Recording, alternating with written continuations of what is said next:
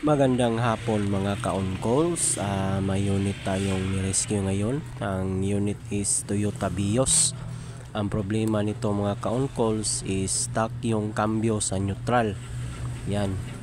Kinambyo-cambio ko na dyan. Yan. Lipat-lipat ko ng ibang gears. Gumagalaw naman siya mga ka-on calls. Pero ang nangyari dito sa dashboard is stuck siya sa neutral. So bago tayo pumunta sa problema, so chinik ko muna dito sa transmission kung magpa-function ba siya. Ayan, tinutulak-tulak ko yung cable. Ayan, ma-function naman siya mga count calls. At ngayon mga count calls, dito na tayo sa problema. Ayan, yan yung problema ng unit. Kumalas yung chip na cable sa kanyang cambio.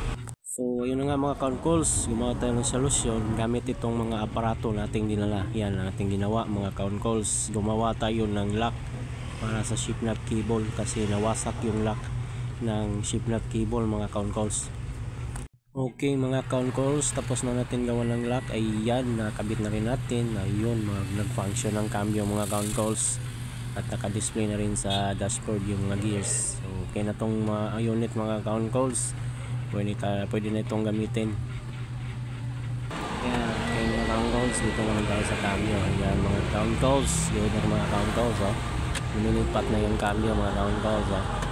Yan sa mga uncles. Thank you and God bless.